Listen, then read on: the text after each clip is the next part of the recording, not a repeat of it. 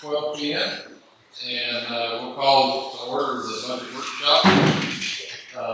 First order discussion regarding fiscal year 27 budget.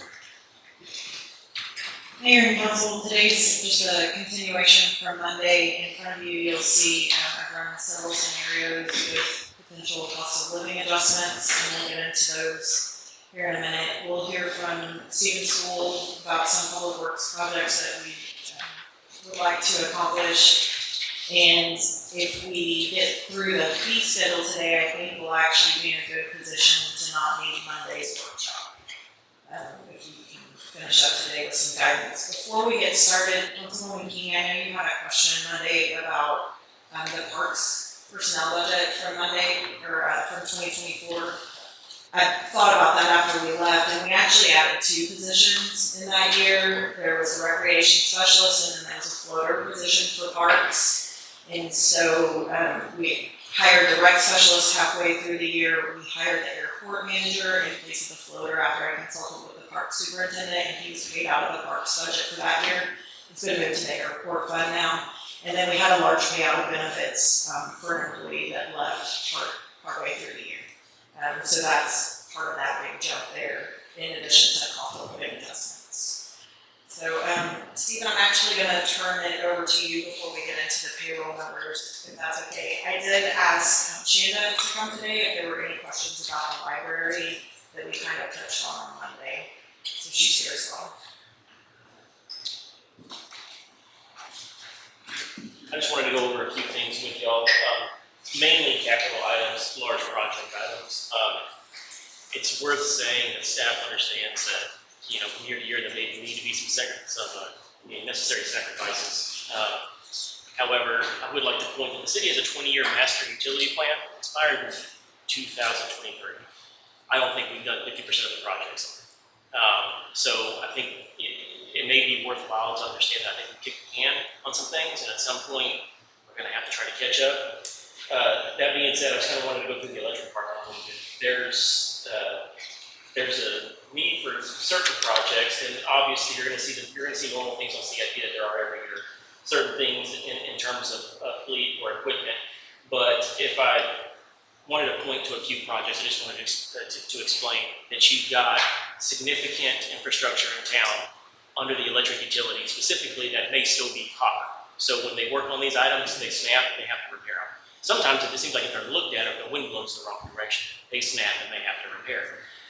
They've grown accustomed to repairing these items. However, they're in need of replacement. We're talking about infrastructure that would be considered the moneymaker for the city of Lampasas. We may need to consider looking at specific projects within that department and ensuring that utilities, safe and free from service interruptions for the next 20 years. Also, meter replacement. It's come to our attention via MICA that we currently have about 200 or so electric meters, maybe a little less, that can be installed, today throughout the year. However, once they run out, that's it.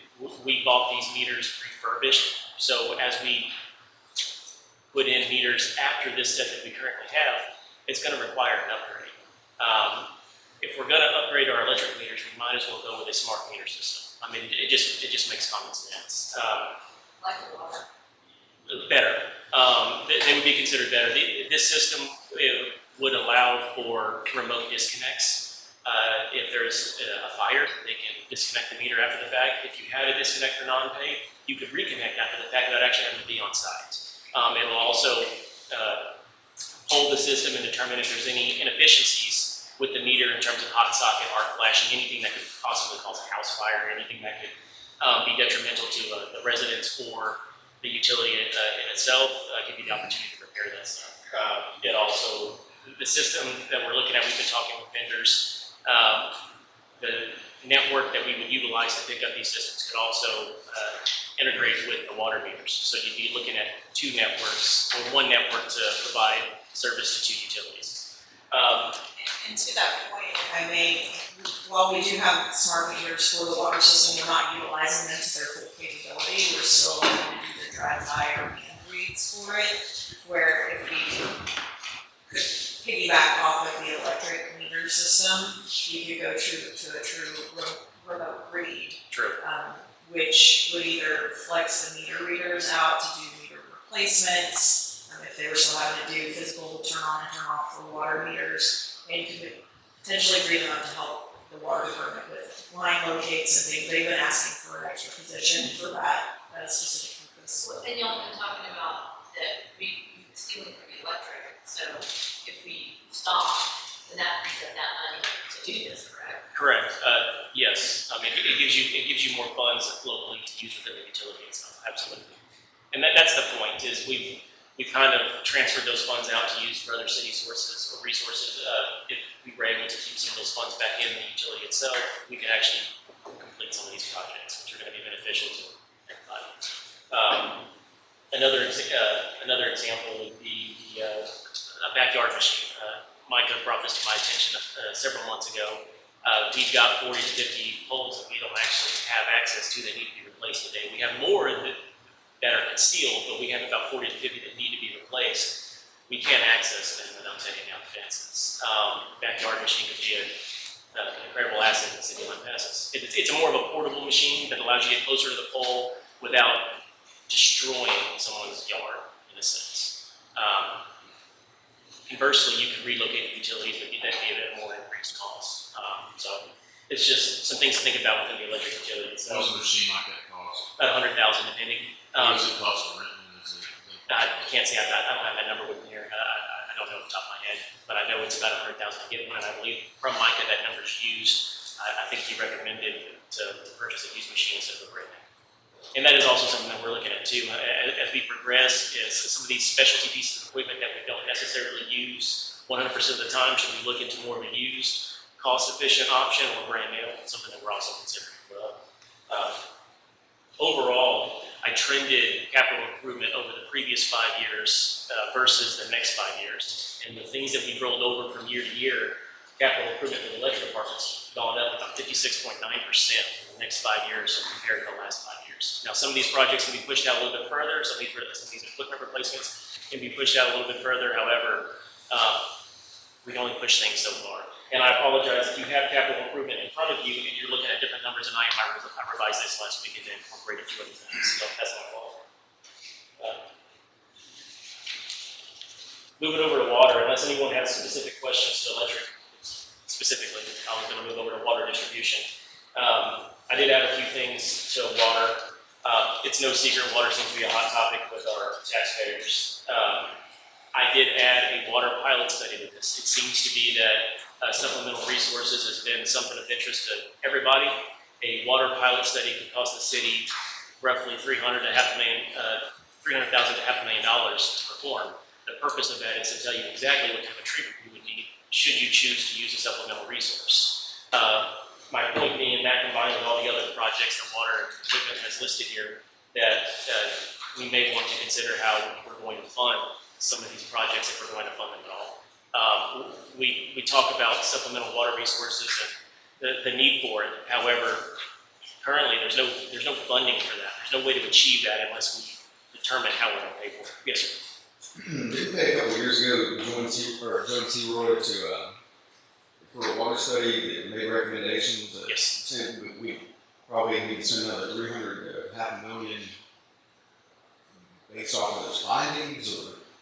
Well, depending on the alternative, depending on what we want to proceed with, yes, I can't speak specifically to where that number's coming from, Zach, because I'm drawing a blank here. But the next step for a supplemental resource to develop a water plant should y'all choose to do it, would roughly come to the tune of $300,000, $500,000, just to determine what type of treatment is going to be necessary. That's not building the plant. You're looking at millions on top of that. But that is just to determine the form of treatment.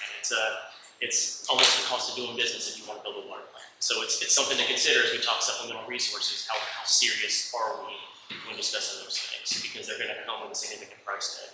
Is there any kind of assistance that you've seen out there for?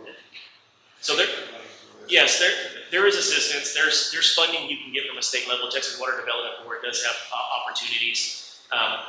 We've applied for one opportunity for a current project we're applying for, haven't completed the application yet. I will say this much in terms of Texas Water Development Boards, in terms of what I would consider free money. Not really free money because we're all paying for it, but money that we're getting from the state of Texas. as a grant. The message has been pretty clear from the Texas Water Development Board to the Texas Senate taxpayers is quit using the Water Development Board to fund your projects, try to fund them on a local level. Texas Water Development Board does get loans. I mean, you can acquire a loan for them as well. That's probably more of the path that we need to look into, is loans, but even then, you've got to pay those loans back. They do offer principal forgiveness in some instances, not all, but it's just something to consider. It's just what to make that loan payment when it's all said and done. So we're gonna, when I was in Brady, we built a $28 million water plant. 50% of that was loan forgiveness, and the remaining 50% was low interest, zero interest loans from the Water Development Board. Brady was classified as an EDAP, an economically distressed area based on the median home income level. Lampasas is just above that level, so it would be more of a 70-30 split for forgiveness than a 50-50 split. Councilmember Hernandez, we talked impact fees last Monday a little briefly. The $80,000 to complete those impact fees are in the CIP plan. However, we still have to fund them somewhere. They're in our long-term planning. However, it's not funded yet. So I would ask to determine how we're going to fund those. Items. There's also other things like the injection site rehabilitation. We're working on that. I've actually reached out to the Water Development Board roughly 6 months ago. Submitted a project information form, which opens you up to being allowed to apply for funding with the Water Development Board for those projects. If we can get a low interest loan from the Water Development Board to complete those projects, it potentially frees up some money that we have earmarked already for that project that we could utilize on something else water related. However, like I said, we still have to pay the loan back, so we're just shifting the responsibility around a little bit. Any questions about water specifically? Yeah, and not to interrupt, but I would like to add, with this fiscal year that we're approaching, water is the only department that's got anything capital improvement related that we're intend to achieve this year, correct? There's nothing listed for electric that we hope to achieve this year. There's nothing listed for streets and drainage that we intend to fund this year. It is only the entry point improvement project of the water department. So I thought drainage was something that we really need to look at. Absolutely. It is, and to his point, it's a little off. So we do collect the $10 monthly street maintenance fee, and so that's about $350,000 a year, and that will be allocated for streets/drainage projects. But that doesn't go very far. I'm glad you brought that up, Councilman King. I'll just switch over to streets and drainage real fast, if that's all right with you. There's been numerous streets and drainage projects on CIP for years. They've historically gone underfunded, primarily because there's not a funding source.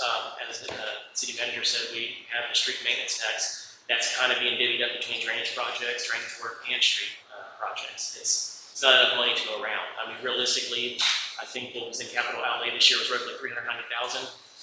That's a medium-sized project, one. So there's other avenues. I know we're not here to really discuss a bunch of taxes and fees, but Aaron sent me an article this morning where the city of Carrollton actually adopted a stormwater fee. Other North Texas cities are doing it as well, Addison. Stormwater fee, and those taxes fees are collected and utilized for improvements to stormwater drainage and the maintenance of them as well. For us, if we were to explore that, it would look just like the street maintenance fee. It would be added to the utility bill, but it would be specifically for drainage projects, rather than splitting the street maintenance fee between streets and drainage. It would be allocated specifically for drainage projects. But again, that's all up for discussion. We're just finding that it's becoming more and more common with municipalities to add a drainage maintenance fee, especially, I mean, some cities don't have that problem, but a lot of cities do. I think we all know Lampasas was built on a bowl, so I think it's going to be necessary at some point. I think long-term planning is very important to me. It's hard to develop or to follow any long-term planning if you don't have a document that guides you. That's where a drainage master plan comes in. We discussed that, I think, back in November, December, very briefly in one shot. Drainage master plans, they're going to run you anywhere from $200,000 to $500,000, depending on how you want to develop them, what you want to include. The good news is you can set them up to tie into a rate analyst to start developing an impact fee as soon as it's complete. So now you're charging a drainage impact fee that goes towards future drainage projects. But without long-term planning on the drainage side, which there is none, you're taking shots in the dark. You're doing this project over here in a reactive measure because you can't be proactive. And the potential risk you run into is when you handle just a one-off issue in one area of town, you're setting yourself up potentially to come back in a few years and have to redo all of it if you're trying to encompass it in a larger, much bigger project. Typically with drainage, you start downstream at the lowest point, you work upstream. So if you start in the middle, You're gonna have to redo it. you may have to redo it. I am thankful we've got Derek, so when we do have to handle something somewhere in the middle, we do tend to upsize and prepare for what may be to come, but even at that, it's a best guess. And you can hire the best engineer in the world. If you're not looking at the problem as a whole, you're not looking at it correctly. And that's what we've been doing for the last 10, 15 years, just handling in a reactive way drainage issues. It's not the way we should probably go about it in the future, but you're going to need some sort of long-term planning in your back pocket to guide you. And more importantly than that, you have to follow it. Some people tend to adopt plans but not actually follow them after the fact. We have to follow and fund it for the future.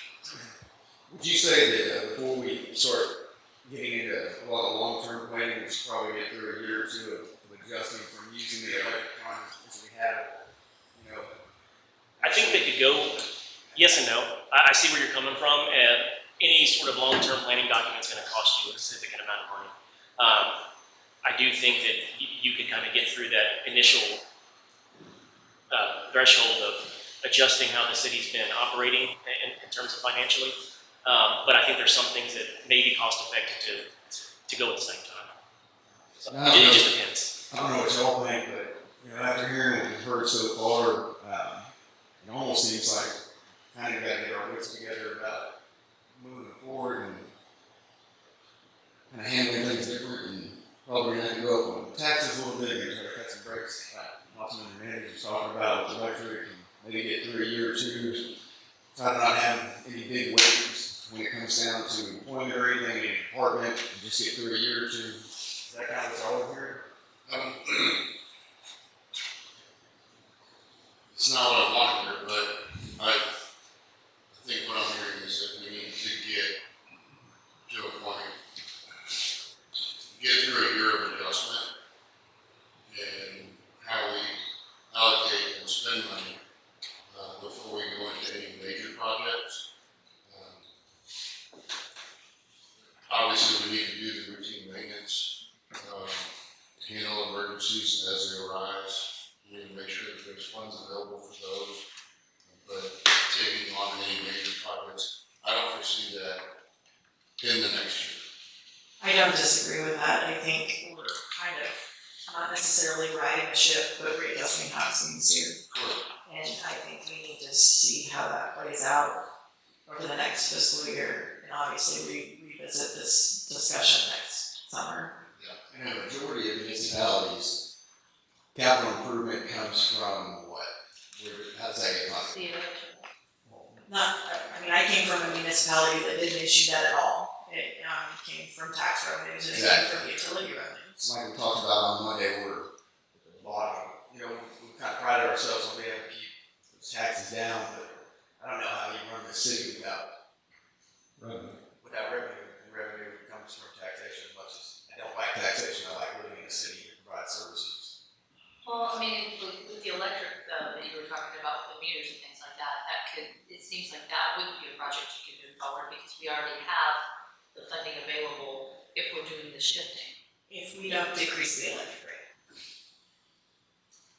The other thing we've talked about is we've talked about decreasing the electric rate, raising taxes, but then you also brought up yet another fee with drainage fees, impact fees, which I think are important. I think the impact fees is definitely something we need to really look into. I know you said it would take a year to implement. Yeah, 8 to 12 months. You know, 18 to 20. 18 to 24. but that's something that's gonna help with the future. So that needs to get going now. We discussed the water rate on Monday, and I do believe that will generate enough revenue if we increase that water rate per thousand to help pay for the assessment for the impact fees. It I sounds, think increasing the water rate is justifiable because it is a primary concern of many citizens here, me included. We want to make sure we have good water. Right.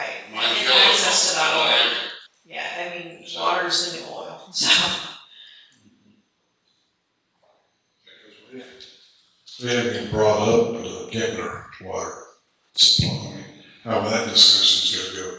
It's pretty premature. We don't have a clue really what we're looking at yet. Okay. So we're hoping to get a better, maybe more firm grasp of that by the end of the month with the next meeting. Kind of have an idea what we're looking at possibly financially. It's just a little too early to tell. But that's not a short-term solution. In a ways, that's a more long-term, expensive solution. So we'll see. You know, one of the things that we've talked about over the years, and it hadn't been brought up in this, is, I mean, the city's got a lot of, and when I say a lot, that's relative of unusable property that we're not using, that we could turn those things into some revenue. And where we use that money, I don't know, but I think that would be a good way, you know, demonstration to our citizens to say, we're not using this property and turn it into some revenue and use it in some of these other projects like you're talking about. Anyway, I just wanted to throw that out there. I'm familiar with some lots by Cooper Spring, but outside of that, I think primarily the lots that the city owns, potentially the old landfill. And that's what I was. Other than that, I mean, we don't have a lot of land that we can offload to. You have some. Sorry, go ahead. What was that? The old landfill, and then there's some lots along. I think that's Cooper Spring. 130 acres over there. I You know, it's fairly, and I don't know if it's, you know, I don't even know if it's even buildable in the land, but there's some revenue there, but, you know, whatever that revenue is. Now, the lots though along Cooper, is that along the creek where we're talking about like continuing? They're across the street. There's right. Yeah, that's right, that empty parking lot, I think. Right. I think, is that right? Yes. And there's a pavilion over there. Yeah. You also have a few lots that were previously used as tank sites. Tanks are still there. The lots aren't necessarily being used, with the exception of one being used to house one of our tornado fire sirens, I believe. But the cost that it's going to take, the cost the city's going to burden to demolish the tank itself may overwhelm what you get for the land and market value. So something to consider. It's talking water tank. Yeah, there's two sites the city owns that. Where are they at? One's over on Castleberry and Avenue Oh, B, yes. And the other one's actually on Old Convent Road. on what? Old Convent Road, right down the road from Avenue J, right down the road from 580 Okay. on the east side. So, but both of those tanks have been out of service well over 20 years. They're just sitting there. It's never been cost effective for us to demolish the tanks, so they're still sitting there. But they're also an eyesore. So. Are they structurally sound? Not hold water. If they're not elevated tanks, they're Ground. If it was an elevated tank, it should have come down. Yeah. Let's try and get rid of it. I'll touch briefly on wastewater collection and the treatment facility in itself. There's not a whole lot to really be said other than just a general need for projects. I did throw into wastewater collection a sewer system study. We've been talking impact fees. That's a sewer study would help us develop an impact fee for sewer, you know, in the years to come. It could also, depending on how much we're looking to spend, it could also develop what we call an I&I study to determine how much stormwater you have entering into your collection system, which you don't want, keeping it out, freeing up capacity at your treatment facility for future growth, and also embarking in some sort of GIS, which Lampasas is in terrible need of because they don't really have anything that's worthwhile. And not to make matters worse by any means, but your wastewater plant's approaching 30 years old, you're going to start to reach end of life on some critical infrastructure there. So. Didn't we just invest in a Gulf Crest? You absolutely did. That was probably one of your more expensive fixes there. But you're going to have there's plenty of other equipment. You're going to have fine screens. You're going to have cleans of basins. You're going to have large motors, large scale clarifier rehabilitations, gearboxes. None of those things can be done in-house because unfortunately you don't have the expertise for the staffing in-house to encompass some of those things. Those items have been very well maintained. I don't intend that they will go out anytime soon. However, it's something that we just want to make sure we plan for because you're talking about $1.5 million and flipping the switch. Let me ask you one thing with the Hajimoto plant coming online. I know that's gonna take a lot of pressure off of you guys. It absolutely will, and it actually already has. So they've decreased their loading substantially with the temporary treatment devices. Once the permanent structures are installed, it's expected to reduce that loading further. So what you have now is Lampasas is ready for growth in terms of treatment capacity, sewer treatment. So What does a wastewater study look like? Enlighten me. gotcha. I'm not educated enough to know. It's What does it involve? It's a lot of it's going to start with meter plan review, and then it's going to go into sewer main condition and assessment in terms of sizing, manholes, materials, determining if there's areas of town that don't have sewer, which there are, that should have sewer. I'm a firm believer if you live inside city limits, you should have sewer availability. We don't have that availability for everybody. It's going to set you up for capital improvement in terms of replacement, rehabilitation, upsize, upgrade, new sewer in areas that have never had it, replacement, as I said. It's also going to take into consideration anything that is taking stormwater that needs to stop taking stormwater, because that's going to decrease your capacity of the treatment facility, hindering future growth. So this study, it's depending on how we want to take it on. It could cost you as low as $3 to $500,000, but it could cost you as much as about 1.4. Depends on how far we want to take it. So just out of curiosity, you touched on storm drains. Yes. So do the storm drains go to the plant or bypass the plant? No, storm drains typically go to a receiving stream, Sulphur Creek, Lampasas River, Sulphur Creek, Burleson Creek, Gibson Branch. All your storm drains, all your collection points are going to go to some sort of water of the state, if you will. You don't want any storm water going to your treatment facility. That's just not how it's done. You see some northern states it was done that way, but they're typically older areas where they were all merged together back when sewer was hitting the creek, routinely. Texas doesn't typically do that. They're separated entirely, two different systems, two different networks. And we don't have a large network of storm drains. We do have some, but we don't have a large network. We don't have nearly what we should. So a lot of it's flowing above ground, hence the drainage problem. So, like I said, not to give you guys everything in the world of all the problems that we have, it's just simply stating the need for future improvement in terms of budget planning, long-term planning. We've also got the gentleman, Mr. Atkins, Yes. his issue, so that none of this, there's nothing in the budget. There's nothing in the budget. And I would like to address some of that, because I know council's heard a lot of things from a lot of different people. There's a lot of homes that have probably been built 5 feet lower than they should have. Now, this isn't Mr. Atkins' case by case scenario, but there's A lot of that area is built in floodline. exactly. So, yes, there are some improvements that we can make. We added as a change order to an existing project, we added a 24-inch RCP culvert over there by him to help alleviate his issues. We couldn't take the project by him, it didn't allow for that, but we could do an addition of a culvert in the area since we were already there, and we did do that. I don't know that it's completely installed yet, but I know they were working on it as of a few weeks ago. So that should alleviate some of those issues. I don't know that it's going to solve them. Some of these issues that we're coming across when we sit down with engineers and we're trying to solve a one-off thing, when you're really looking at it, it's going to be a much larger project. It's not just a quick fix. Like So, you said, you're trying to fix it in the middle and exactly. you need to pull it from the bottom up. So, and there's some state funding opportunities on drainage. However, the flood infrastructure fund, which is primarily one of them, isn't funded by any set rate by the state of Texas. They put money in it when they want to, when the budget allows, and you can apply for it as needed. However, there's nothing allocated to be put in it for 2027. So we have 2 projects in the state flood plan. There's no funding opportunities for them in the flood infrastructure fund. There's also another flood mitigation fund. We don't qualify for it because we don't have a hazard mitigation plan. I'm also working on that to determine how much that's going to cost. So I had someone the other day talk to me about the fact that, it was about flooding, because, we flooded last July. But because Lampasas County didn't qualify for FEMA, that's what they were saying, they were out.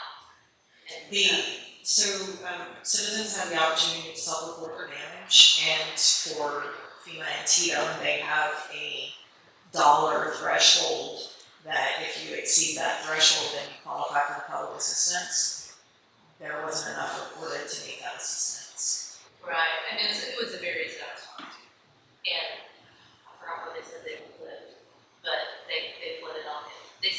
they're over there by the Burleson Creek and the Drive Burleson Creek, and they came together at their house. We did push out the information for the public to report their damage, and there simply wasn't enough reported throughout Lampasas County for it to qualify for that public assistance. When I worked with the Salvation Army last year, we had quite a few families, about 20 families that were affected.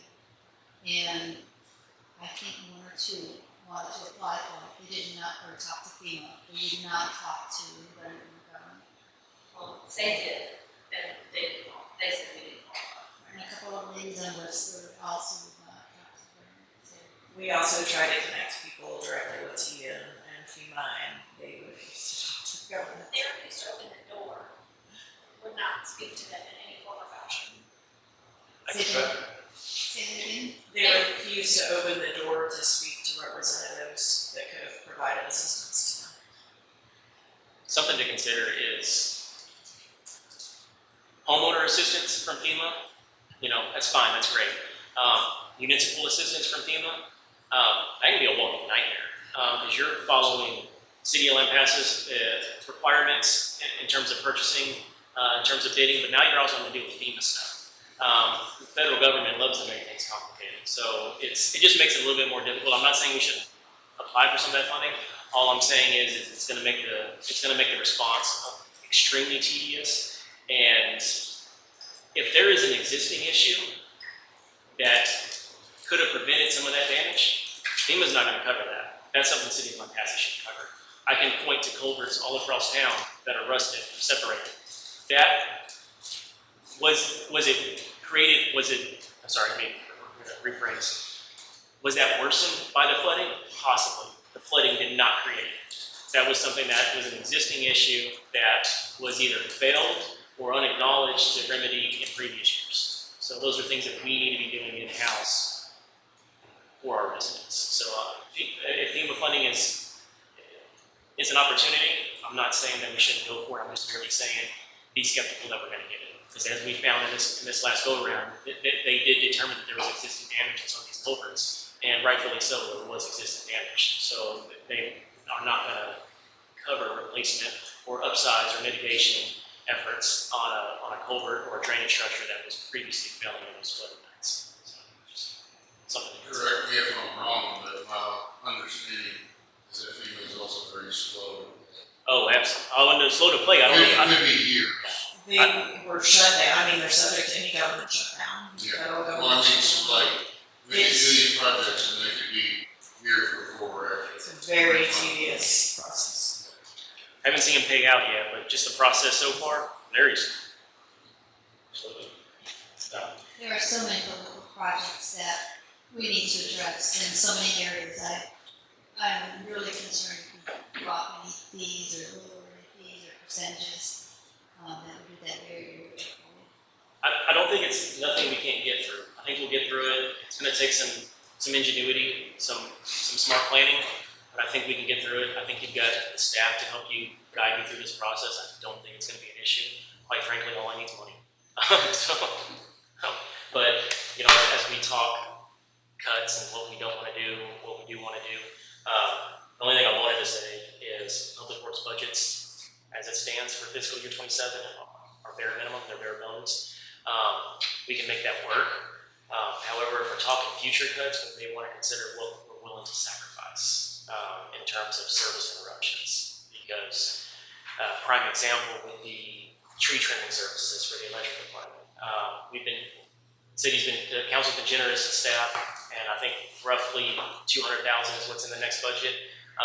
Those monies alone allow for that contractor to come back around to that area of town about every 6 to 8 years. Realistically, they should be doing it every 4. It's better than nothing, don't get me wrong.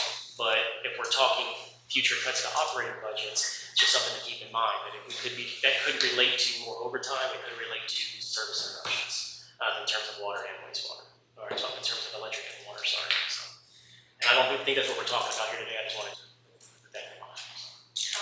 Completely random, props to the electric company. Some fuse popped close to our house, it didn't affect us, but people across the street, and I think electric was up there in less than 5 minutes. And basically, That's great. Yeah. That's one of the great things about, I know that residents can get frustrated with the rate rates they're having to pay, and they see some deregulated rates, and they're low to get you on the hook, and then they go up. But that's one of the great things about having a local service is how quickly we can respond, because if you were on Encore, if you were on AAP or any of the other providers out there, it could be days, and our guys take care of you. They did, really did, they were very excited. And it was just one block. It was effective, it was just one block, it was effective, they came out. One other thing I had to say, this may be a topic y'all really don't want to discuss, it may be something hot, but collection station, it will never be a moneymaker. You'll be fortunate to break even.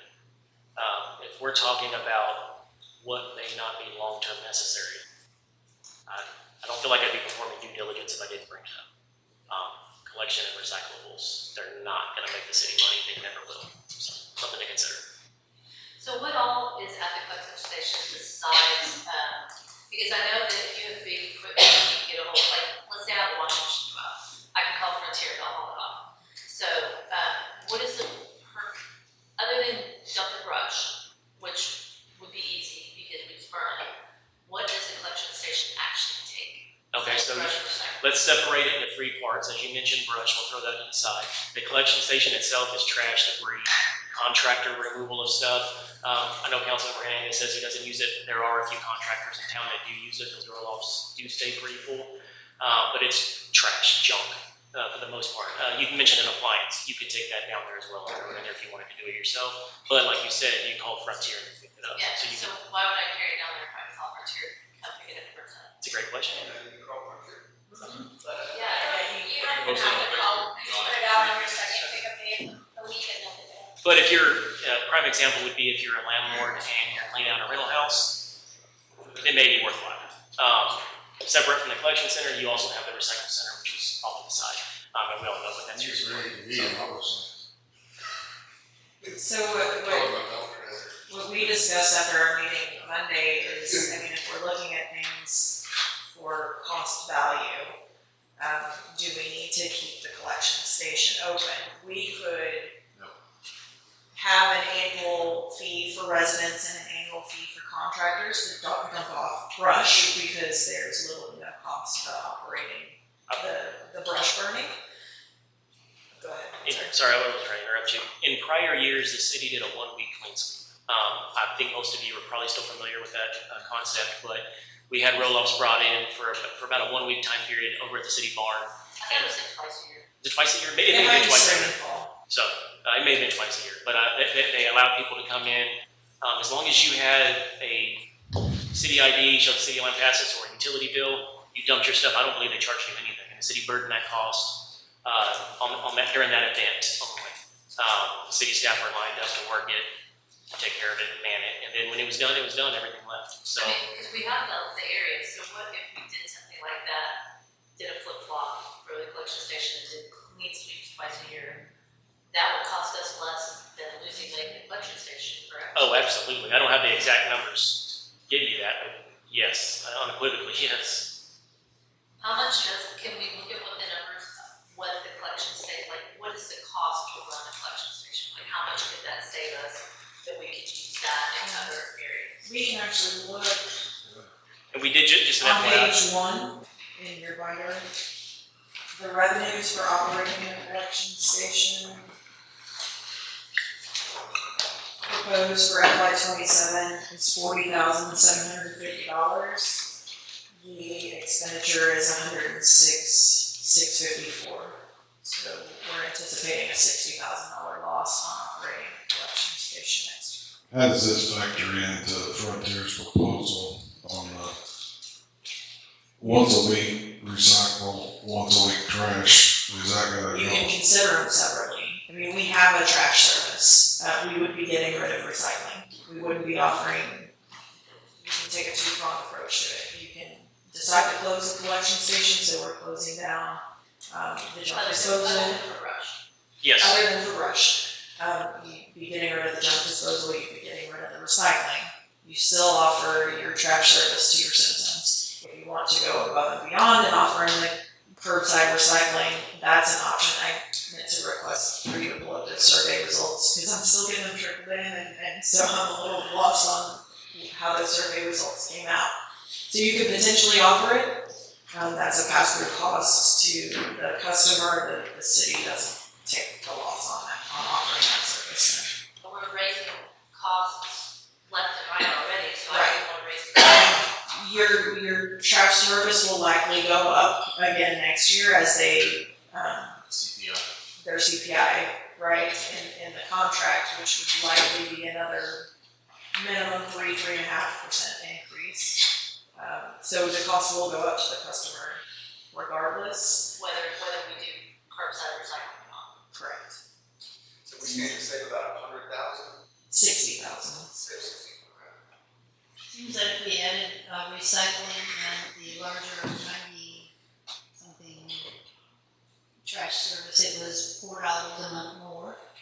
I think that's the frontiers. Believe that's correct. But then, Or cash out. but then would it, if we added that, would it then continue to go up by 3-7% every year? Yes, they're gonna, because their costs are increasing, so they're not gonna eat that cost, they're gonna pass it through to us.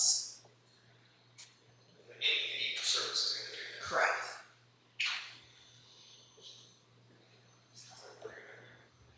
What you're saying is we just need to plan on that in the future. Our citizens. need to They will plan. execute that right in their contract every year, Okay. and they base it on that year's CPI. Okay. I like that. The legislation. Yeah. Very glad everybody's not trying to hang you by your toenails like they did me when I suggested that last time. That's all I got. Do you have any questions? Good. All right. Thank you. Thank you. Before we jump into salary, did you guys have questions for the library? You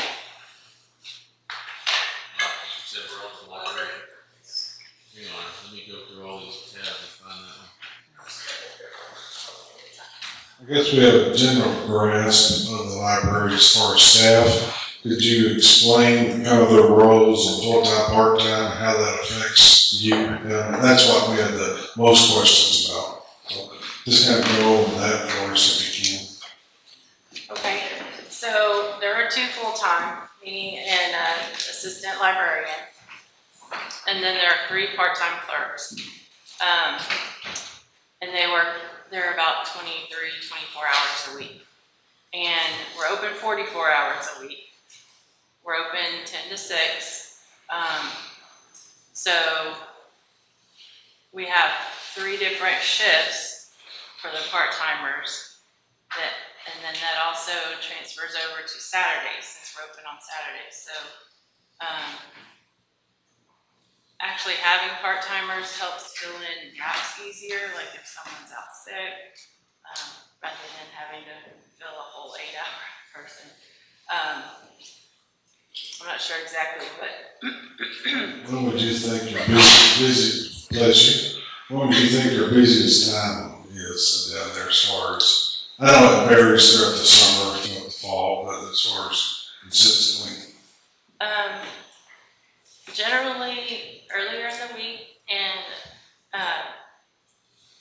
right at opening and right at closing.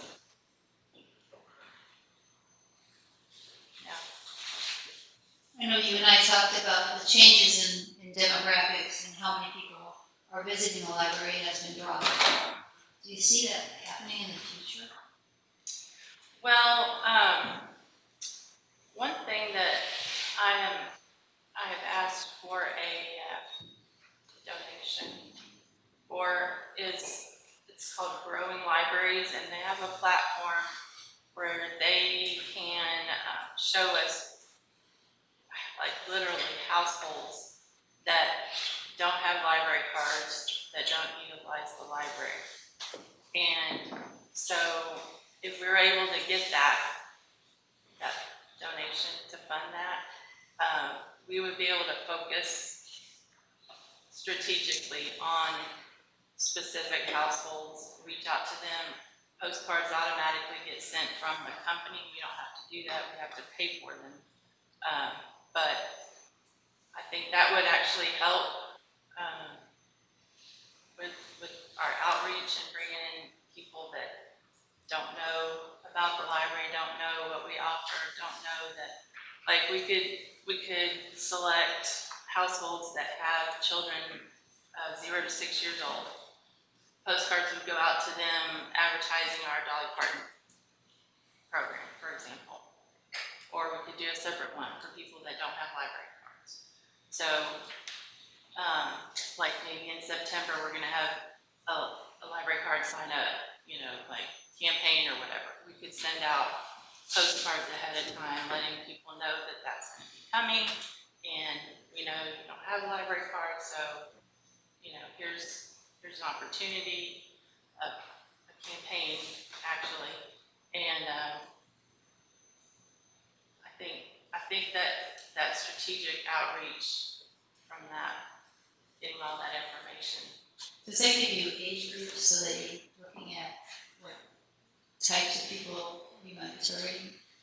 Age groups, the seniors, children? Yes, young they families? break them down, but yes, there's, and similarly, our senior tech help or whatever, we could send postcards out directly to the people that have seniors in the household, that kind of thing, so. Do y'all have donors, or is that a thing? Do people donate to the library? Yes, like memorials, we get some memorials, but I think Is that what this Tracy Guthrie Memorial Fund is, or is that an expenditure? that's a separate fund that was given to the city, given to the library, and so the city is maintaining that for us. And there's a Guthrie committee that meets to determine, kind of if we want to use some of those funds for some special project. Those are usually larger projects, like the tree house that we got, that kind of thing, so. Shane, can I ask, given that you have 2 full-time employees and currently budgeted for 3 full-time employees, or part-time, I'm sorry. We all wish. If that was to be cut to 2 part-time employees rather than 3, would you still have adequate coverage for the library? Oh, that would hurt a lot. Yeah. Is there any kind of volunteer, like off the board, do they try to help out in any way? We do have volunteers, but again, they are volunteers. They're not always available when we need them. And we have a list, and we're growing that list slowly. Yeah, no, that really hurt. What would you say, how many volunteers do you have? Regular volunteers, I think we have about 5 or 6. Something else that I had considered, that I was just kind of thinking about, when I was at the Fort Hood Library, we had substitutes that we could call in, and they would get paid, which I know that is not helping the situation, but they're more likely to be more dependable. So So you mean cut down one of the part-time employees and utilize the substitute? Is that what you're suggesting? But that's kind of like a wash, right? yeah, well, I mean, it wouldn't Necessarily. be like every day, but No benefits. Well, the part-time stuff have benefits either. But if you weren't utilizing They do receive substitute, some benefits. Part-time does receive some benefits. They receive paid holidays, there's retirement contributions, sick, they do receive.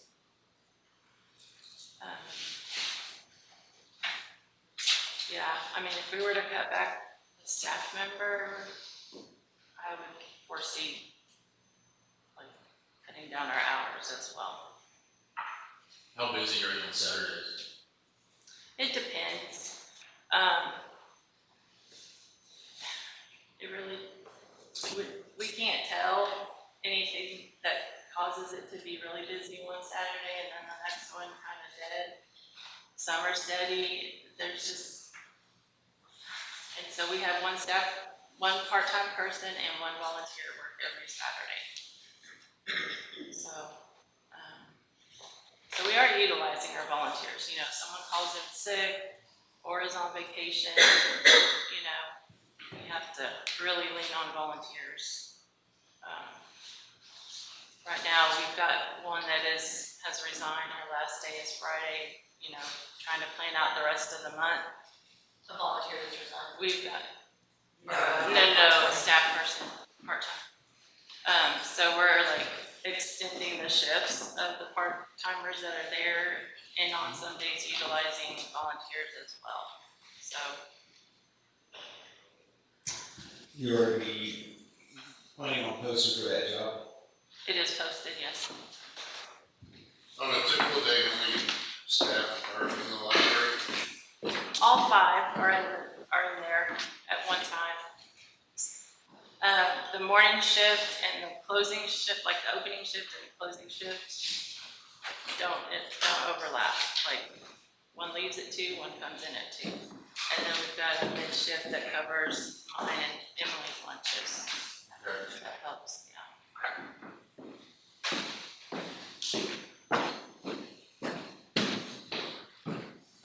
Just out of curiosity, is there a rule on part-time, like if they go over 23 hours, like let's say they did 30 hours versus 23, is there a rule with I believe the rule is you have to offer full-time benefits after 32 hours. Oh, I was I told, need to double check. I was told 30. 30. I don't know. Yeah, I was just curious. Because we've had a part-timer like go on extended vacation, and so we did that, you know, extend the shifts of the other 2, and so they did get more hours, and they did reach the 30 hours a week. But I was told since that's just like a one-time thing, that the offering the benefits is not in play there. But if it would be a regular thing, then yes, we would need to. What kind of savings are you looking at if you didn't fill that part-time position? Like, when it comes down to, I'm looking here at the printout we have, but with benefits as well. I'm sorry, say that again. With, if the part-time position that it's posted right now that wasn't filled, what kind of savings is there besides the salary on there, or the pay on there with the benefits? It looks like it's either 15,000 or 16,000. Correct, then you have your FICA, it's 7.65%. But it wouldn't be a thing for thing, because if you got rid of a part-time person, you'd have to extend the hours on the other 2 part-time people. So there would be, I would think that whole thing would be savings. I think it would be. Unless you restructure the scheduling and utilize volunteers. Yeah, I'm just like kind of brainstorming, you know, I mean, it's a conversation just like on Monday. It stinks talking about candidates, but just trying to come up with some ideas.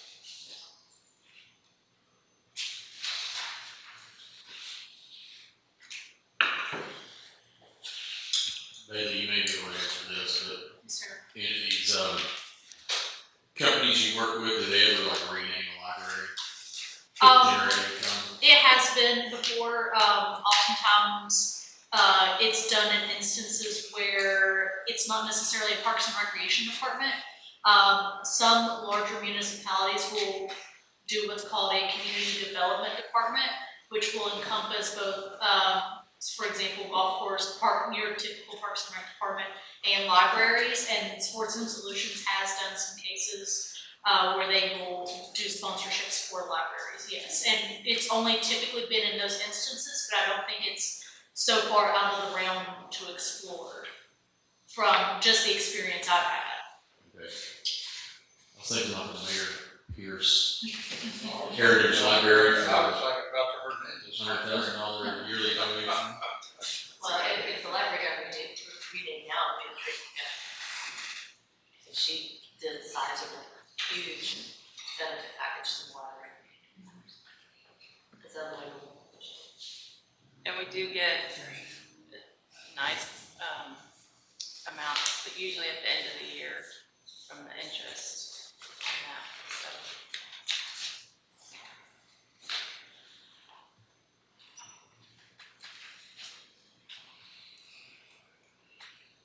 Any other questions?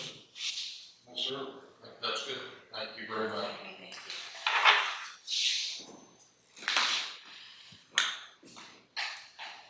So on the dice in front of you, you have councilperson had requested a list of pay for all employees, so this smaller form.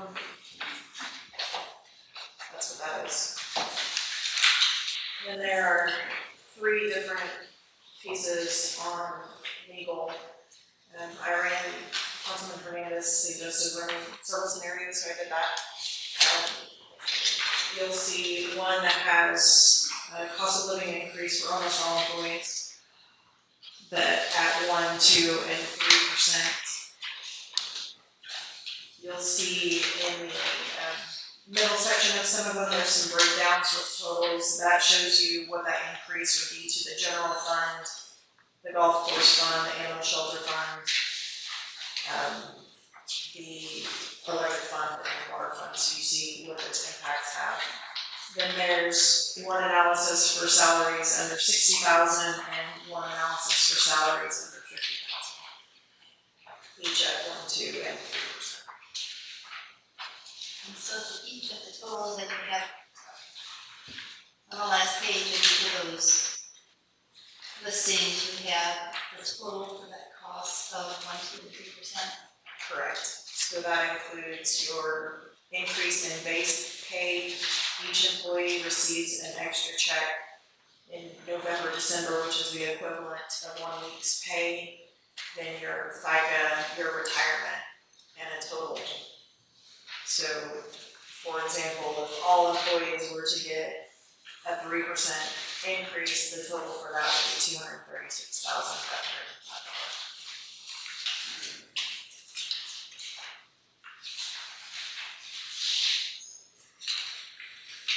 And that equates to the tax increase of approximately, It doesn't equate directly with the tax increase. I mean, to get to that number, you have to look at it by fund. So, you have to look at it by fund. So the general fund, if you're looking at a cost of living increase for all employees, you're looking at $180,000 and some change. If you're gonna correlate that with some sort of tax increase, and this is without taking into account decreasing the electric contribution to the general fund, you're looking at roughly a 1 cent tax increase. and that would be for all employees under the general fund.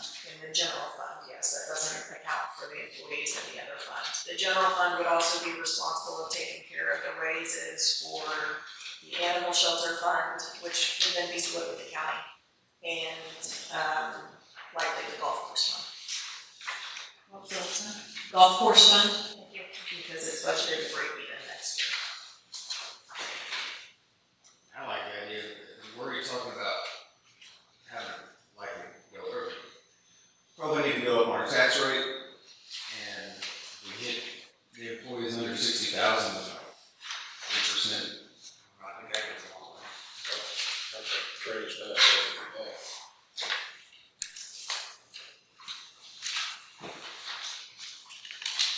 So for under 60,000 for the general fund, it's 108,000. The golf course fund is 5,900. Animal shelter fund is 4,570. Electric fund is 3,753, and the water fund would be 13,500.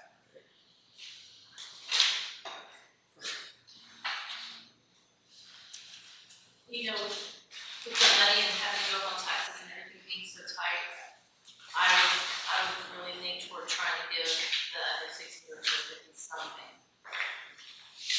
Versus everybody, which I know that sucks for the people on the top, but the people that aren't making as much really, you know, a lot of do live in the city and we're gonna be getting them harm anyway with taxes. And it's still, with the cost of living going up as fast as it has, it's bad. Yeah, I'd recommend the 3% under the 60,000 or always under 60,000. Not 3.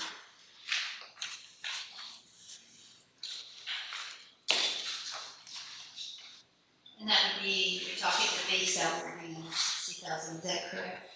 What do you think? Yeah, not including any benefits or. No, benefits, no. No, that's, so what you see in the spreadsheet is the base salary, and then what the addition to that would be. But I mean, I think that would have to be couched with, like, you're gonna have to go over. Tax rate. There's no way for us to get there without it. Which I mean, it needs to be part of a probably short-term / long-term plan, 5 to 10 years of getting up to speed competitively with other municipalities. Again, we love this town, love the services that provide it, don't want to cut anything. And the only way we get there is that way. It's an unfortunate reality, I guess. Which if you're gonna be off grid, you're gonna have to pay a lot of money or work a lot. You know, so. What's the impact on overtime or something like that? Did you account for that? On what? For those who have overtime, is that a pretty consistent part of their, is there a big impact at all? I wouldn't. That did not take into account the impact of overtime, and the primary departments you're going to see that in are gonna be police and fire. And your higher level positions on there probably aren't eligible for overtime. I'm sorry? Higher level positions there are not eligible for overtime. Correct, they're gonna be overtime exempt, so. That would be minimal, very minimal. Okay. Councilman Hernandez, I did look at impacts on the electric rate Monday, a quarter of a penny, 1/4 of a penny equates to $260,000 to $270,000 if you're looking at an 1/8 of a penny, so it's half that, 130-ish. Just so you have an idea of what that impact would be.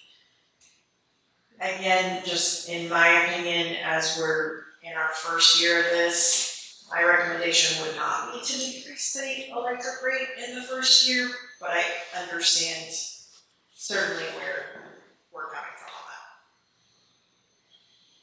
So if you do the 3% under 60, and if, big if, you go up to 0.39, that's about $390,000.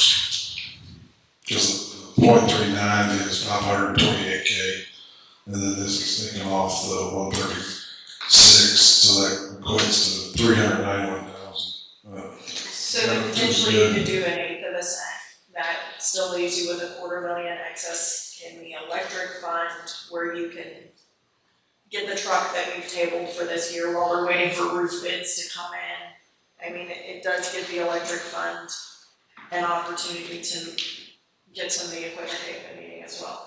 I feel more comfortable with that. I mean, we've been talking about raising the tax rate and lowering the electric rate, but if we don't take steps or show that we're taking steps to do that, next year could be a different council, and who's to say we're not just keep kicking that can down the road. We need to show that our money's where our mouth is on it. So look at an 1/8 of a cent. So what, again? An 1/8 of a cent decrease on the electric rate. Would that still allow us to do the, Impact fees or meters, we're looking at $250,000 a year for several years for the meter replacement.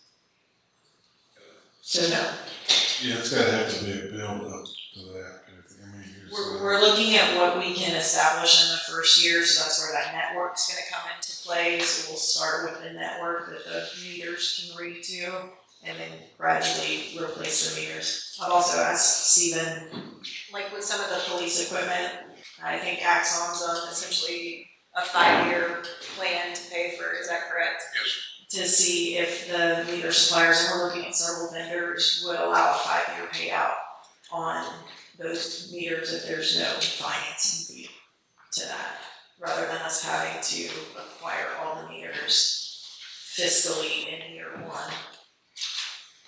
If we have some options on how to extend that. Here's some money in that CO from a couple years ago. It's all slated for water at this point. What's left after the hostess house has been slated for water, but that's where, to Steven's point, he was talking about exploring some water development board funding that may free up additional monies in that for additional water projects.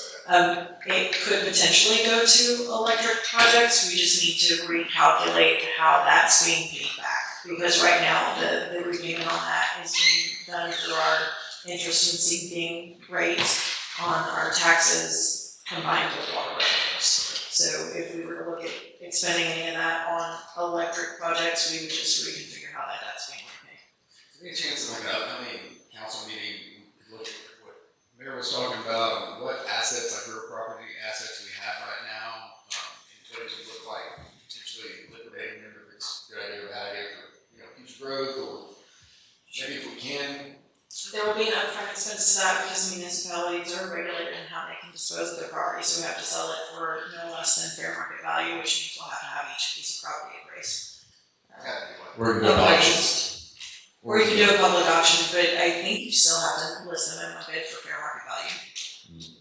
Could you kind of could you get that information for us? So we can discuss that. And, I don't know if we can get some off that, like Mayor was talking about, maybe invest it and get, I don't know, make some money off the money. As long as we take into account what it might cost to dispose of them to get to that point. Yes, ma'am. That old landfill, I don't know if I even should say this, but I'm going to. I'm a little worried about it because it was a landfill.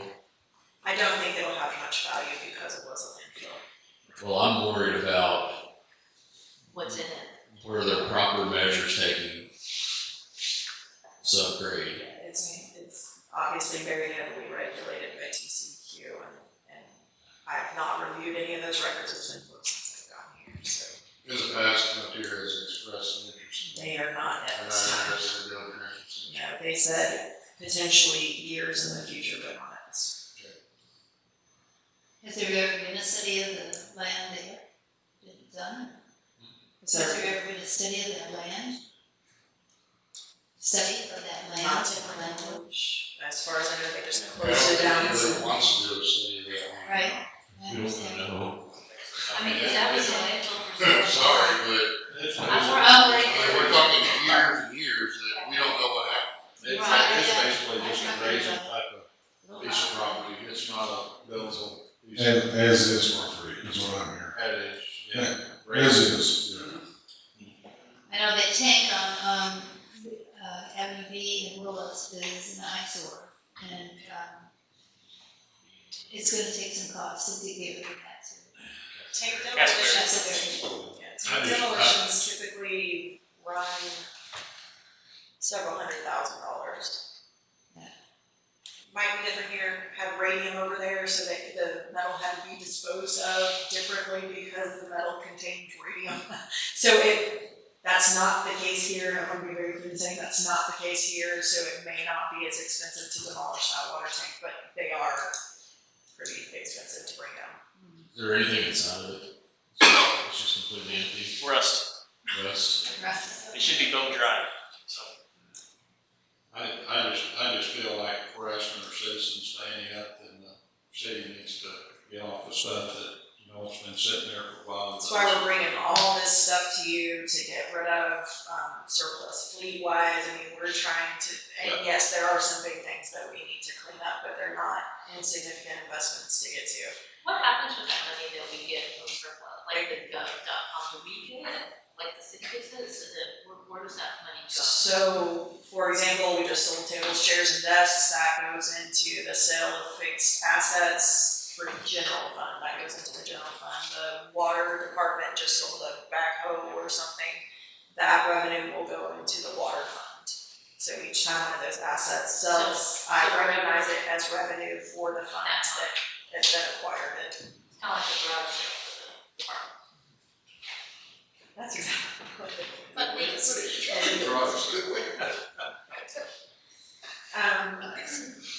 Are we good to run through the fee schedule real quick? Yes.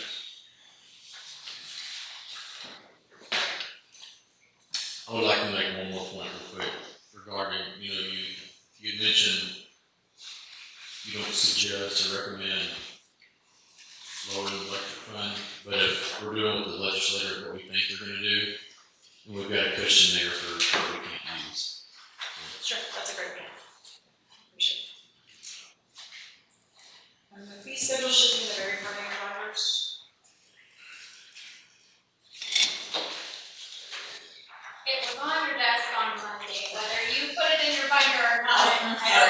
My fee schedule is in the front of my marker. I think it's in the binding, right? For you, it's in the front of yours, because I had to sign it. Anyone else may not have it. What's this? That's it, I was handed out. No, it was already in there. Yes, because you hadn't picked up your binder yet, so we put Oh, it in there. Where is it? I can pull it up. Okay. Sure, it's, Thank you. I was trying not to call you out. Okay. There's not just a whole lot of changes in here. And Shanda did not make this recommendation, but I made a recommendation to go up on the non-resident fee for library cards. Oh, 100%. So those are currently priced at 10 and 20. My recommendation is to go to 15 and 30. She did make some changes for USB flash drive.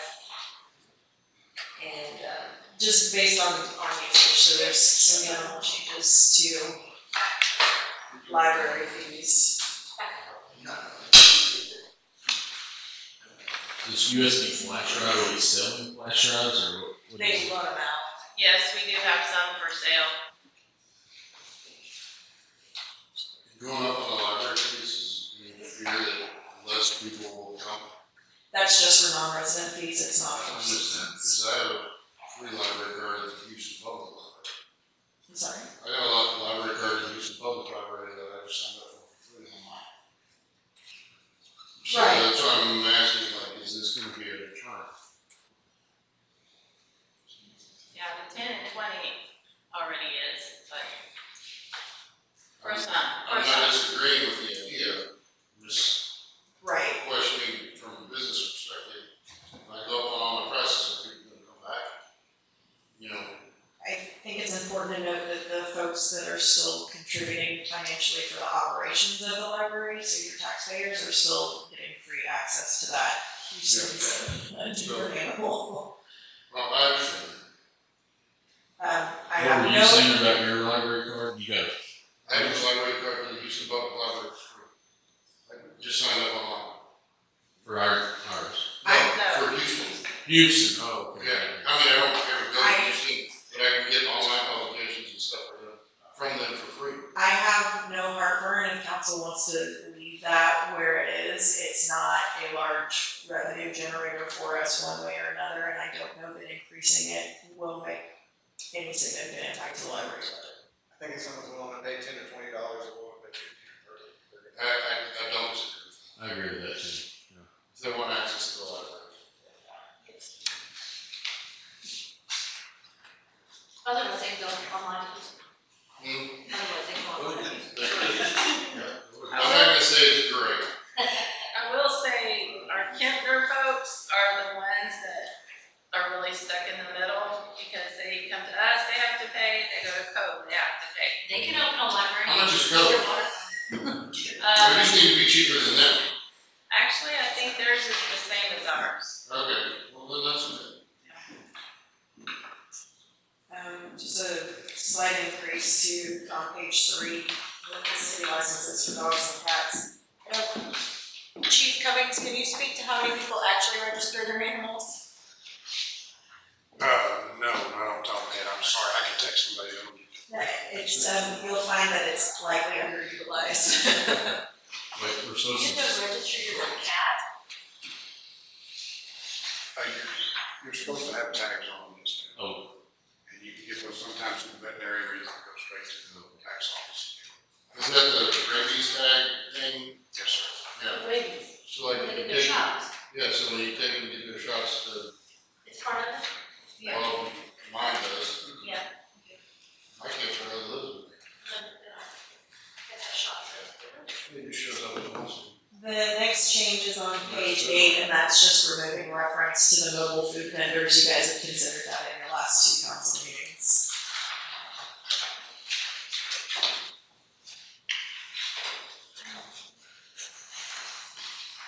Bailey, did you want to speak to your recommended changes in Parks and Rec?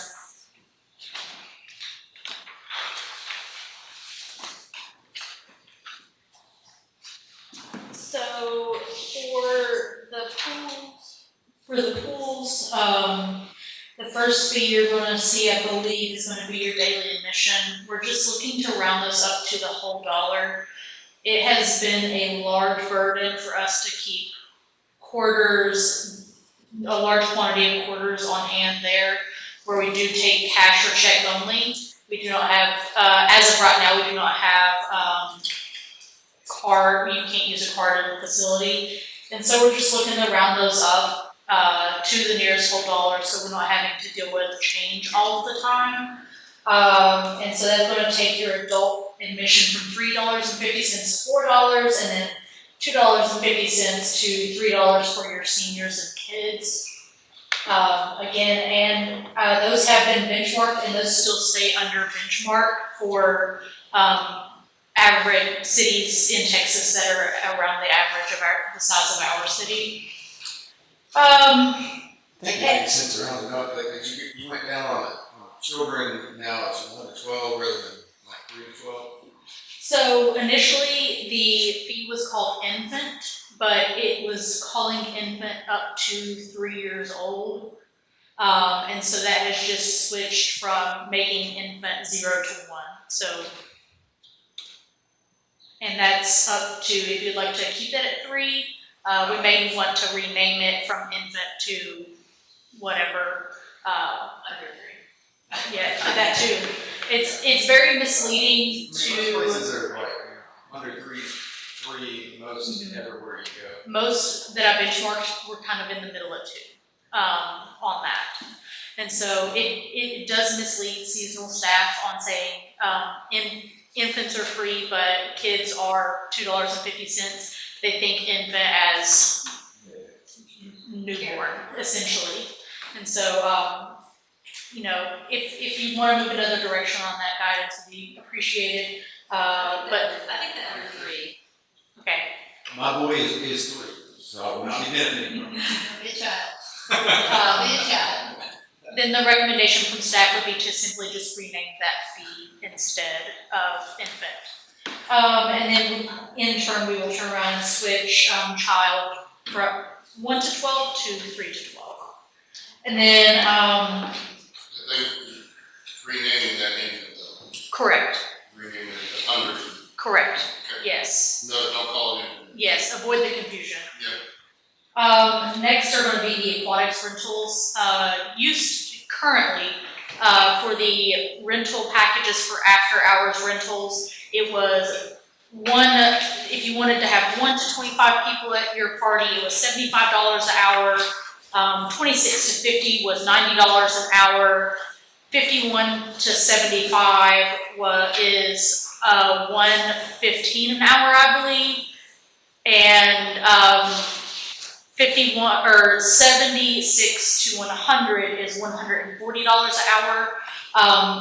Since these fees have been implemented years and years ago, there has been some law changes regarding minimum staffing with lifeguards. These fees have not been updated since then. We typically do have to have some more lifeguards on staff than what you would have seen at a public pool 10, 12, 15 years ago. And so it's staff's recommendation that since we have to have the same amount of lifeguards at the facility for a party of 1 person up to a party of 50 people, that fee be combined into one fee. And then once you hit that 50 to 51 threshold, we have to have an additional 3 lifeguards there typically.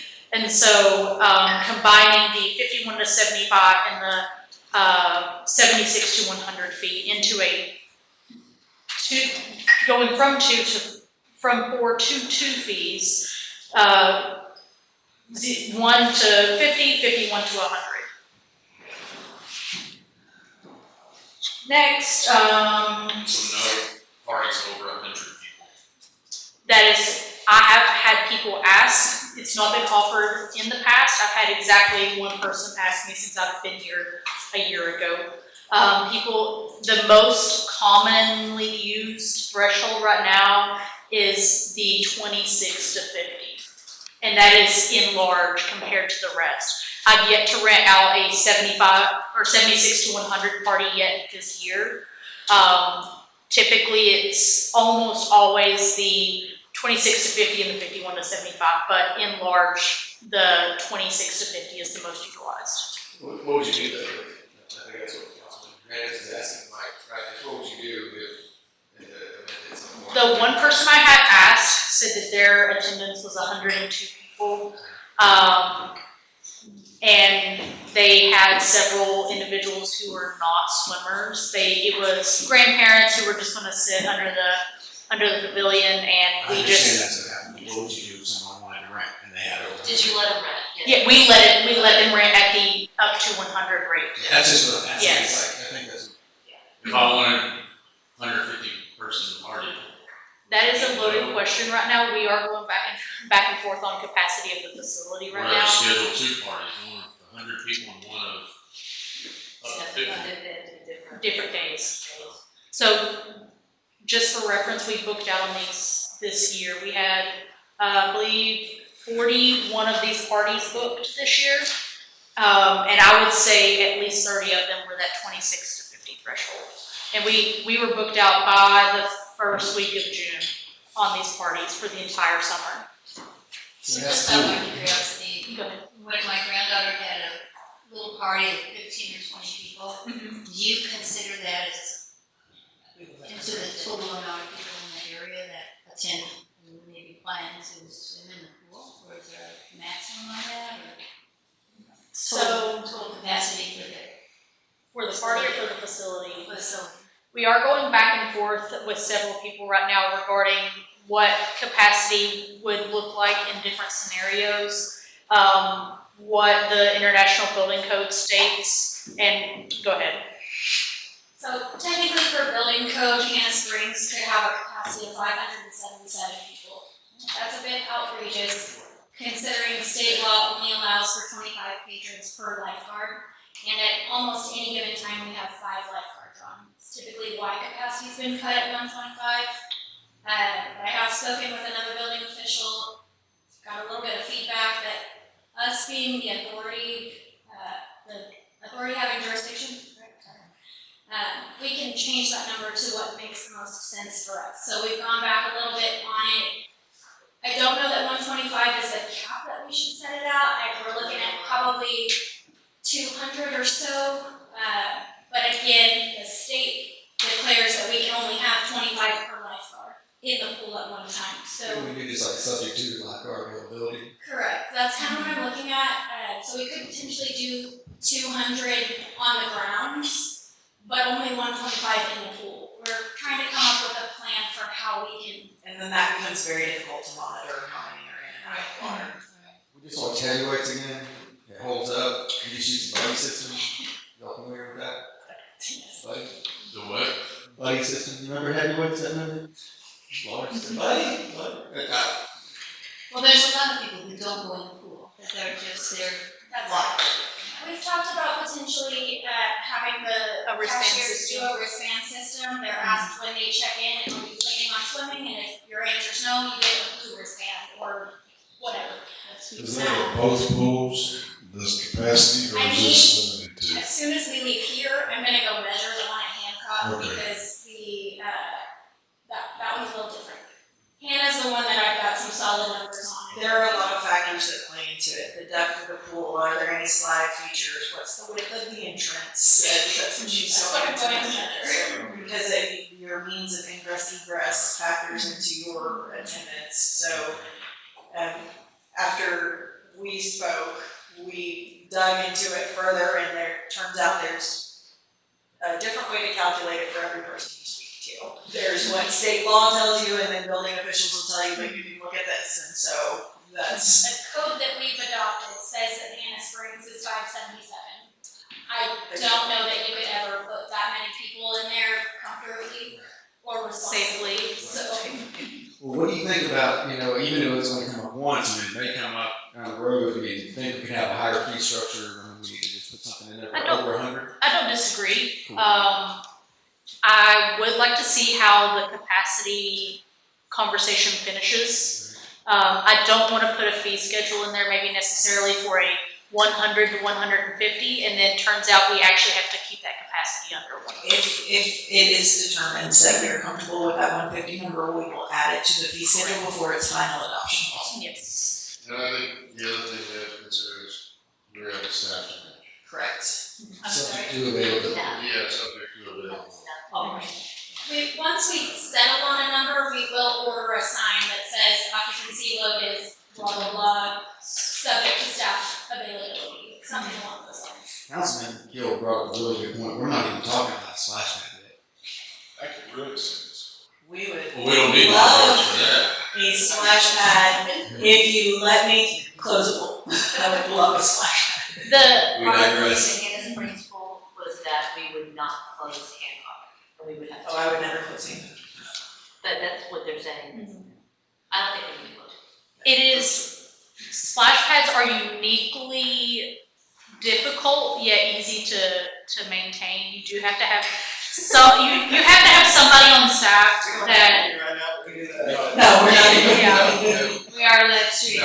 Unless you talk to the people that sell them at TML, they're easy. Yeah, let's hear a I will response. go hook up to a fire Let's hear a hydrant, response. I'll make some water if you want a Yes. splash pad feature. Yeah, I saw a splash pad on like 6th and Broad the other day. Flushing. Kiwanis ready to go to splash pad a few years ago. I think we worry about the bureaucracy tape. Kiwanis. Go over to St. Sabbath, they got a splash pad. It's a good spot. Sometimes it's open, sometimes it's not, because inevitably someone's driven over it and torn it up, so. When I was a kid, we could play in fire hydrants when the fire department. You can buy one for like $12 at Walmart, so if you want one. You can buy one for $4. Indeed. I'm gonna interject before you get to ball fields on page 17. I just recommended that we change the age of your junior green fee from 16 to 17 years old, so that's recognizing minors. Obviously, if you're a student, you would still get a student rate, but, if they're, and I've only gotten one email. 17 of the schedule. Just recommended taking the junior fee from 16 to 17. Is it highlighted? Yeah, it's in purple. It's- Oh, there it is, okay. Alright, I can't see purple. Hey, back on page 15, the aerobics, yes. aqua, whatever, it's a punch card now. Correct. What if you just wanted to show up once? Their staff charges in the daily insurance rate. Okay. We typically advise against that because they, it's essentially a cost savings if you utilize the Yeah, punch card. but maybe somebody didn't know if they liked it. Correct, and so that's why, if somebody doesn't know they like it, we recommend they come for a one-time, pay the admission for the pool, and that's what, they do, and they typically will turn around and buy a punch card. Let's visit from out of town. Hmm. Let's just drop that. Let's just visit from out of Town, Correct. So if so-and-so has a friend that wants to come to water aerobics within that day, definitely that daily rate. Or we allow them to utilize a punch off of Liquid's punch So card. what is this in water aerobics? I mean, it's like a class? or It is what? a class, it's taught on Tuesday and Thursday by Darby by Sarah, who works at the school district as well. She has taught that class going on 10 years now and really enjoys it. The ladies out there love her. What time is that class? It is 7, right now it's 7 to 8 o'clock in the evenings on Tuesdays and Thursdays. It will switch to 6 p.m. in August because school will be going back. I knew you'd be interested. Just don't worry, Burgess. Don't know what. Burgess. No, I'm wearing the speedo at least. On top of we are not changing our season pass for the family season pass. There has been a lot of interest this year in, if my family is 8, 9, 10, 11, 12, 13 people, do I have to purchase additional, 2 separate family passes, for example? And so currently I believe the fee states that it's a family of 6 for the aquatic season pass. That would stand, but if anybody, 4? It's 4. For anybody above 4, so currently family season pass is for a family. If you would like to purchase above that 4 threshold, that's just an additional $10 on that. Per person? Per person, which is menial, but we've currently not had a fee to be able to do that, and it has raised some concern over the summer that if my family is 8 people, do I have to purchase 2 separate season passes? Is there a way to add on to that? And so now we're adding that availability to add on to that for just a small cost. The last 2, this has also been a large request from the community this year, is to introduce a deluxe add-on for season passes. So this would get individuals into lap swim and water aerobics for the entire summer for just to add on to their season pass. So for example, if an individual purchased a season pass for $60 and then they wanted to add on a lap swim and water aerobics pass this summer, they would pay a $100 flat fee. Currently, what that person would do is they would pay the $60 for the season pass, and then every month they would have to pay for lap swim, and every month they would have to pay for water aerobics. And so it is really going to be a cost savings for the citizen in the long run if they want to do that deluxe package. And then on to ball fields.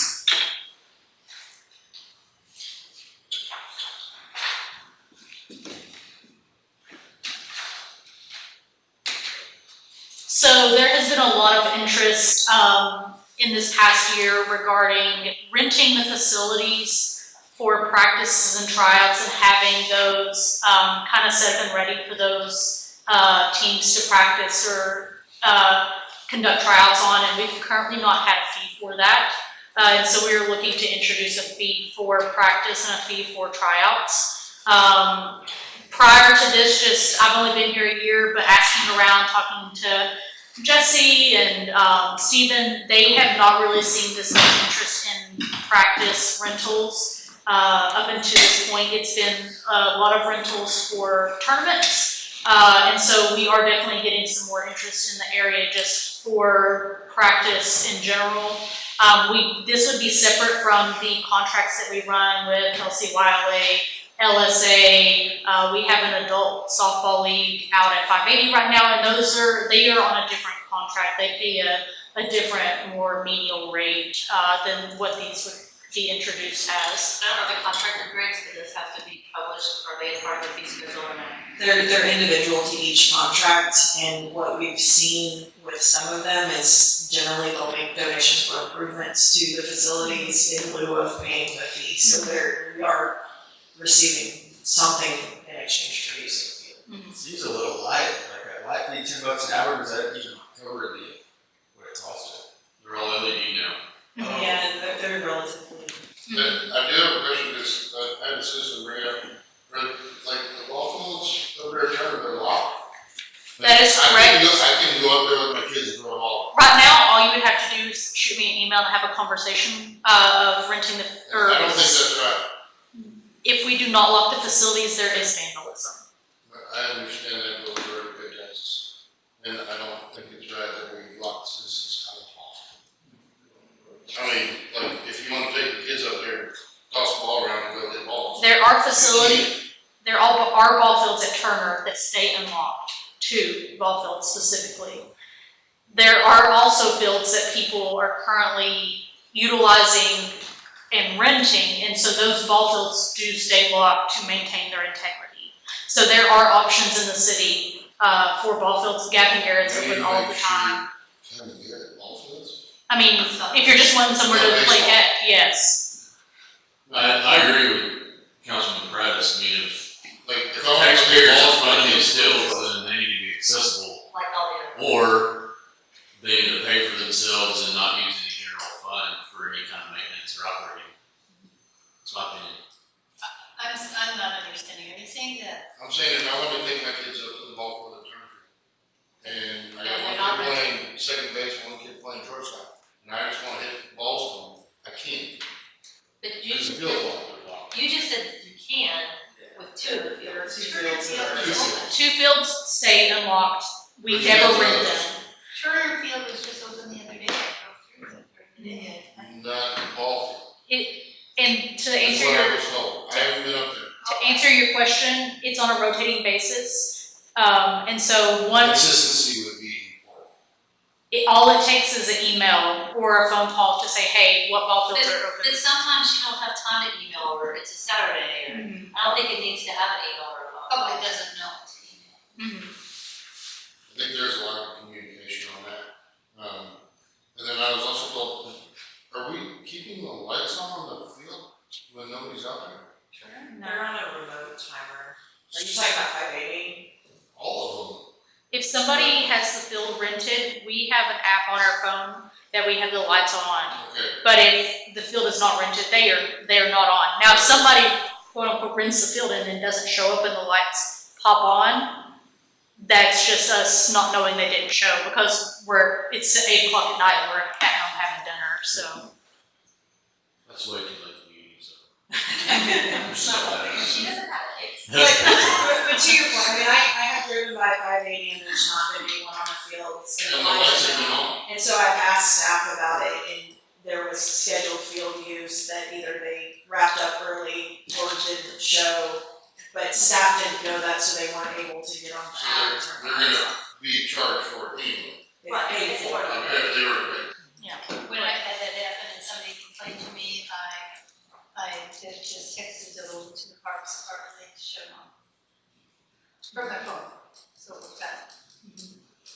If you would like, at the next, I can bring in ball fields, I can have Stephen come in. Not Monday, but it would be the last council meeting in July. We've already posted the agenda. Okay, to talk specifically about the ball fields, again, that's not where I stay at, and so I don't want to give too many definitive answers without knowing all of the information regarding the I water. guess my biggest concern is communication and consistency. Mhm. With the rotating fields, that we don't know which fields are gonna be open, you know, I understand. Trust me, my kids all played out there.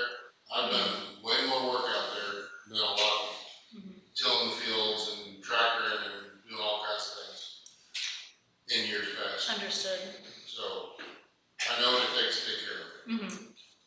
We have had a tick up in vandalism at that facility specifically though, to Do we include, have cameras? I do not They believe, cover no. everything. We should at least have cameras that monitor the ingress egress. We'll put this on a council meeting, so we talk But about I think it's very definitely up. Mhm. If vandalism was an issue, you know, like we had out of 580 parts with people four-wheeling through where they shouldn't have been four-wheeling, you know, that's why we put cameras up. Bailey, do you have any plans or, I mean, I can't, it seems like here, but like tournaments, are we working on scheduling any kind of baseball tournaments or softball tournaments? So we have tournaments at 580 Sports Complex, more so than we do at Turner, and it's just community interest. We have had a tournament at 580 at least twice a month since the beginning of the year. And so we are having some pretty consistent tournaments out there.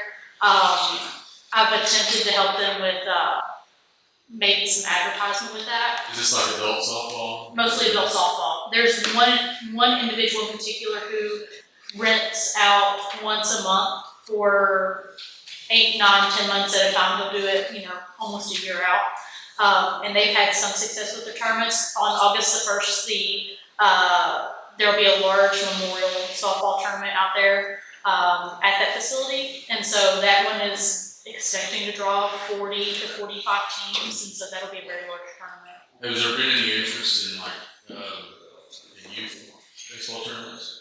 Unfortunately, anybody I've talked to about bringing tournaments to Lampasas, they want more ball fields. For 580 Sports Complex, the fields are too deep. Essentially, you would have to get 10 fencing for the outfield fencing. But they're wanting at least 8 ball fields. They're wanting 2 clovers to be able to have those ball tournaments. For example, I know when I was still working in Queen, they would have them almost every weekend. It's simply because that Parks and Recreation Department has multiple clovers within the same complex. And I think that's really what it's going to take to be able to draw these large tournaments. Do we charge spectator fees? We do not. That is something that had been brought to council several months ago. And I wouldn't say it was shot down at the time, but was asked to be revisited, and so if that's something you would like to have Well, me I know revisit, then, My grandson is going around to other communities, I mean, every community that we've gone into, we paid a fee. Well, I'm wondering if there's a tournament, that entity is renting the field. So correct, they could very well be charging an entry fee. that is correct.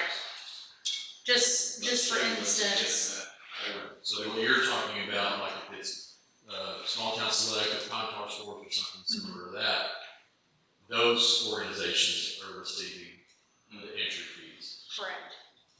But you could structure, Here, I don't know. you could structure it to where if they are collecting that entry fee, $5 of each entry fee came back to the municipality, if there was interest in that. Yeah.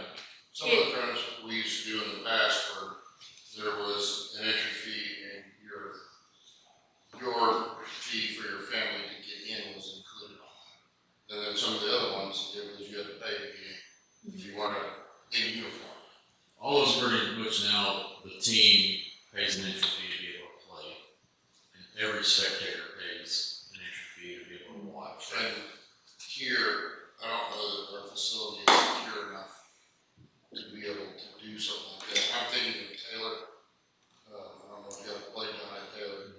They've got a fence around the whole With our new place. gates, it might be. Yeah, they got a fence around the whole place and you can't get in there. Yeah, and we played some too, but and they utilize that orange temporary construction fencing Mhm. in weird spots. You know, we can do. I do think that given some planning, that it would be possible at either one of our locations to be able to take up a spectator fee. I do think we would have to get creative at 580 Sports Complex, if there's a tournament out there, and we set up entry at the front gate, and somebody said, oh, I just wanna go run on the trail, or I just wanted to go to the rodeo arena.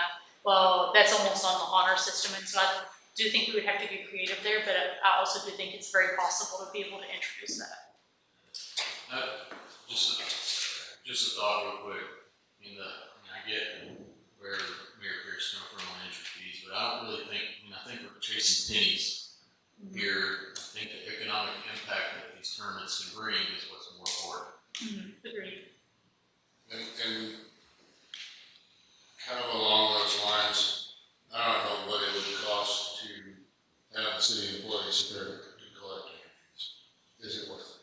But I think it would be up to the tournament. Yeah, I think it would be something that it should be in the tournament's hands, Yeah, we wouldn't stop it. you know, I don't know. 6 in one hand, half a dozen in another. It's kind of where we were the ones who talked about it. Yeah. I got a few questions for you. Yeah. So, and I don't know if this is something that you missed or it's gonna come up, and I may be shooting myself in the foot here. But if I wanted to like put together, try to organize a race out of the trails, and try to rent out the trail system for a day for a race, is there any kind of fee for that? There is not. I have also explored this opportunity, but I've also had no interest so far. I typically, I am interested you have interest. myself. Well, I can try to get a fee for you. I'm just kidding. But no, in reality, I do think, Yeah, because if you're gonna, I think there needs to be fees for stuff like that, because if you're gonna shut it down for an event, then it's shut down to the public, therefore the city needs to. We do the same for the golf course, we do the same for golf courses. Granted, that's an interesting one on the trails out there because it's really volunteers that maintain the trail system.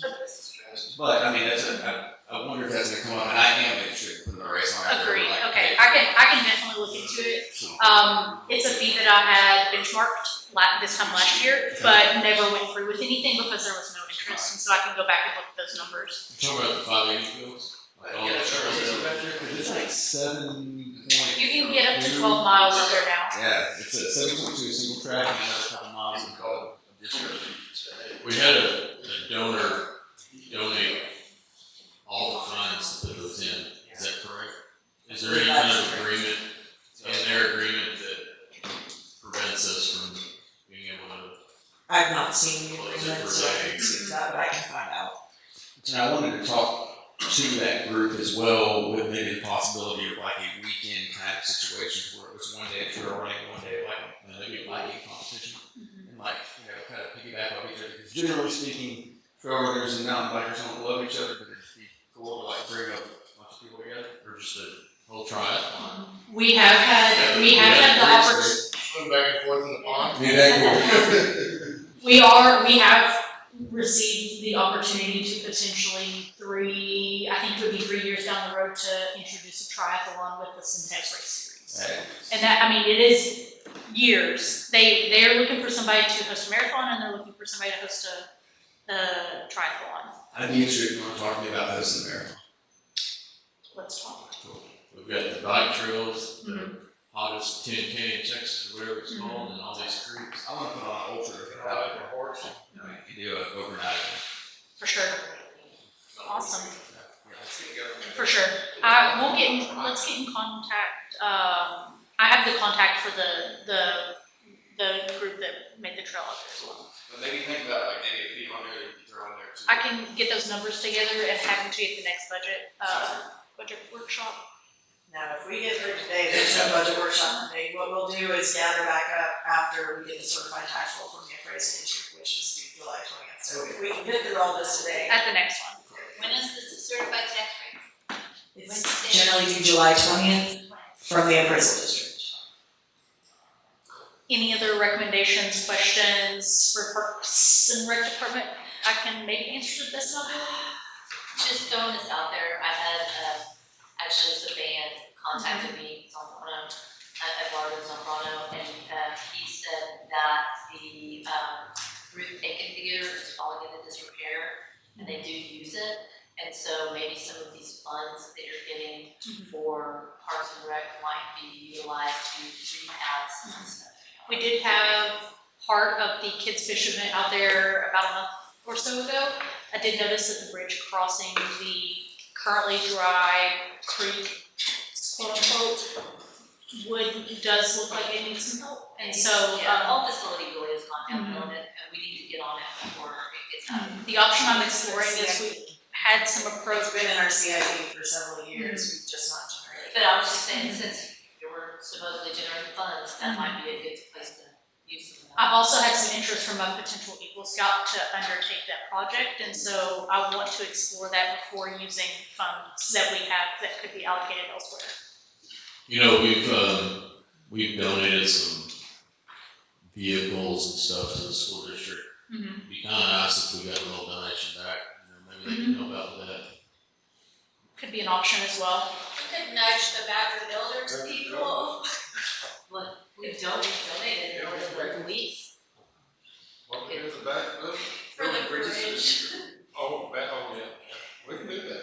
It's probably only about a 12 foot span by 3 feet, 3.5 feet wide, not anything, pedestrians only. Nothing has to be engineered. If it's less than 20,000. Oh, yeah. It's a great idea. Anything else? Are we all good? Thank y'all. I'll have the trail fee numbers to you at the next budget workshop. The next recommended changes to the fee schedule come under Public Works and Utilities on page 24. And this was before we got into the conversation. Before we got into our conversations about increasing taxes, decreasing electric rates. So, as Stevens mentioned, we're looking at cost of actual services and passing those on. So, electrical connects, equipment rates in accordance with FEMA schedule, cost of service connection to include all costs associated with parts, material, labor, equipment, and if necessary, road boring, residential transformers, customer poles. There was a question Monday about if there's room in our rates. So our base rate for water for our meters, I don't think can go up. I do think that there's room for usage as we discussed Monday. There's not, should not go up on our electric rate, but I do think that our meter rate is low as compared to other municipalities. So I recommended, and again, this was before we had the conversations Monday, a $2 increase for residential meter, especially as we're looking into replacing those meters. Are we trying to stay away from the 50-cent thing? we're handling cash, that'll be on your utility bill, so. we'll not- Yeah, with the pool, Bailey was trying to avoid the 50-cent thing. How many meters do we, how many meters do we have? I have a spreadsheet for that. 3,600? 29 something. I have it broken down to the types of meters that we have. Residential inside, we have 3,279 currently, I'm sorry, 3,341. Residential outside, we have 374. Small general inside, 319. Small general outside, 62. Large general exempt, 17. What's that, which? That's a good question, it's just You were taking about 4,000. they may be tax exempt on that. Like the school district stuff? I'd have to dig for, this just gave me numbers, it didn't give me any accounts. So going up $2 a month on the residential meters would generate about 80 grand. 80 grand. Large general outside is 36. City electric, which we obviously for auditing purposes charge ourselves for utilities, there's 85 meters there. And industrial, there are 3. I will tell you, when I looked at other industrial rates, there's municipalities charging $1,000 a month for their base meter. So currently at 31, recommended 35, we're still pretty low on that. Yeah. But obviously that's up for discussion as we're talking about potentially decreasing the electric rate. If you're looking at where there may be room with utility rates, they think we're low on our meter rates. Can you scroll down to commercial?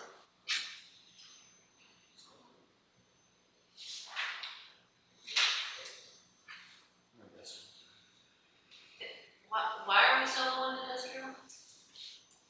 Why are we, what I'm saying? So low on the meter rates on industrial? I inherited those rates, so I'm not sure why they're set at. Other than, we used to work with our large electric users to put them on special electric contracts, they got special electric rates. How many are we looking at industrial? 3. No, yes, 3. So, I mean, if you bumped it up to $50, it's still not a lot of money. Correct.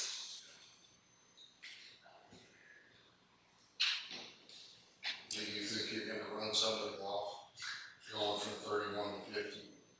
No. I'm gonna say no. We might, Charlie, We might, So would you like I to mean, do Eric, you might just. industrial lose at this. 50? 50? I mean, if there's a going rate of $1,000 a month, What's the average going rate I mean, you've seen? I need to look at some more I to think we feel need to be comfortable. comparable. I think we need to be average, yeah. Okay, so I'll bring back, not Monday, the next time we discuss the fee I schedule. don't necessarily think we need to go to 1,000 a month, but I think a jump from 31 to 50 is not unheard of. I'll get some more of those rates. Well, I mean, we might be shooting ourselves in the foot, you know, I'm not disagreeing. that average may be 150. I mean, and I don't wanna put it out there as punishment to our industrial users either, but If they're already. it's come to my conclusion that we have been undercharging for a long time on a lot of services comparable to other communities, And if we gotta, which also makes our community desirable Business. business-wise and residential-wise to live in. You know, so taking that into consideration is there a detriment to our community if we start raising these rates? People say, no, they're not as good as they used to be. Probably not right, that's real. I don't think so. We only have 3 customers. I don't think they're moving.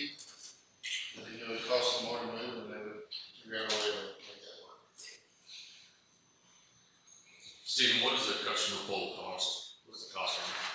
Last I asked Mike, I believe it was around $80. $80? I believe so. I can get a better number for you the next meeting, but I believe it was around 80. wasn't very much, it's a smaller pole, so. We're And they're- currently charging $650, so it's a pretty significant cost savings for the customer, We're charging what for the customer pole? $650. Are we really? Let me get you a better number. Confirm that, yes. How are we on the pole replacement? Trucking along, Okay, we're still a little behind, but I just saw another one the Yeah. other day, that's why. they've been on it hard and heavy this year, Yeah. that's for sure, but they're making good progress. Yeah. They're not where they wanna be, but they never are, so, yeah, doing pretty good. Got one in my backyard. Oh, to be replaced, Probably needs to. I need a backyard machine. Try to get access. You have to have one for my yard, Well, otherwise our son's you gotta go across the creek. moving. I'll get you a better number, Eric, on that, Okay. just to confirm, I hate to give you the wrong number. And moving through those, you'll see that there's several items added, water main box fees, again, water tap fees, cost of service connection to include all costs we're recouping on money.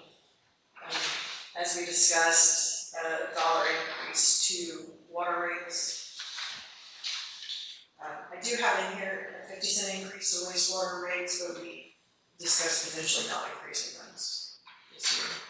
It's about $125,000 for 50-cent increase. I do think we're going up on a lot of things this year, so I'm okay leaving wastewater rates where they currently are. The thought process behind that was just we're losing the AFMA surcharges, so we are experiencing decreased revenues in the wastewater. What are we currently at on wastewater? $4.55 per thousand. $4.55. And that's an average in the months of, January, February, March. when the least amount of water is. Correct. It may be December, January, February, I apologize, I believe it's December, January, February. I have that whole number, I don't know where I got $80, I was way off. That's about the bunch of poles. Yeah, the pole, the pole, this installation is about 70 as of today.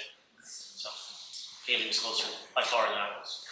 In the past, we have not been charging for the labor for them to go and set the pole, nothing. We've been simply charging them $650, which is lower than the cost of them purchasing the pole. Now we're asking to charge them what the pole's worth plus 15% to cover that labor of them doing the installation. I mean, my opinion, cost of the pole includes the labor. Where it says cost, it should include labor. Agreed. So, pole $750, figure out what the labor is. Well, that's $750 average works now.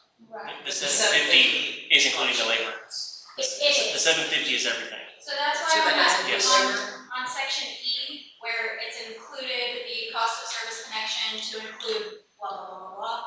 That was not in there in the past. I have asked him to add it so that when we do give someone a cost estimate, it states in our fee schedule that we have included all of these things.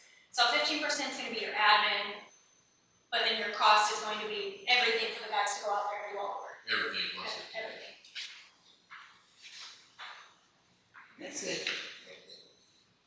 So thoughts on the wastewater fee? 50 cents. Well, what's the average usage? I mean, it's per thousand, what?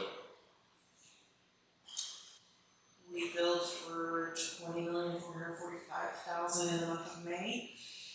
Do you have an idea of what the average per household would be of wastewater? It's generally 3,000 gallons per month. Per thousand? So we're talking $1.50 for your average household per month.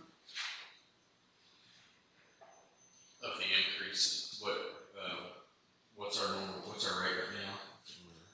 So you'd be looking at, just a quick one, sorry, so 29 plus 455, so we're going to 13.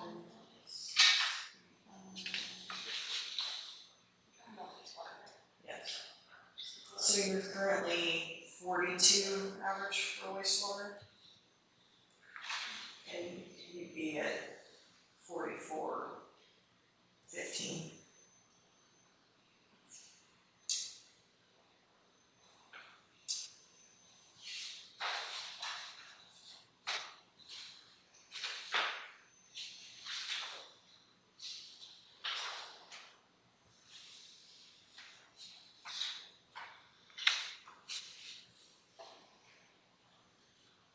Yeah, I think 50 cents.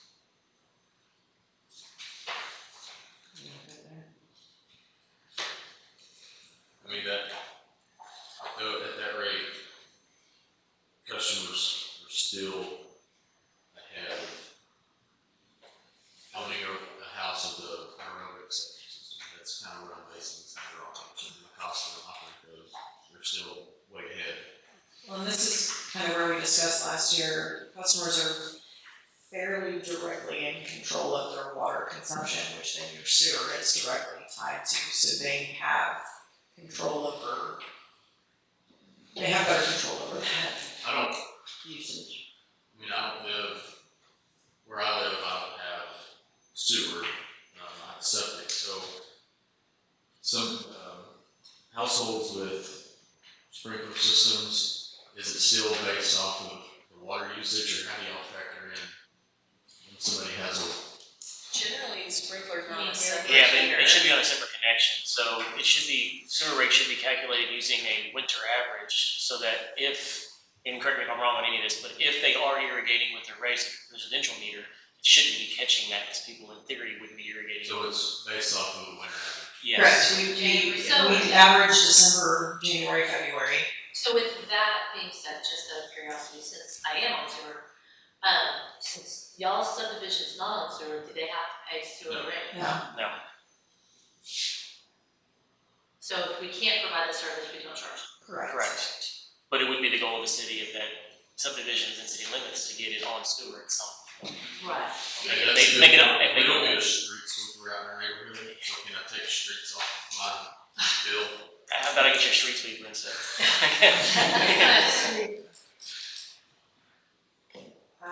I think we've made it through all the topics that I wanted to get to.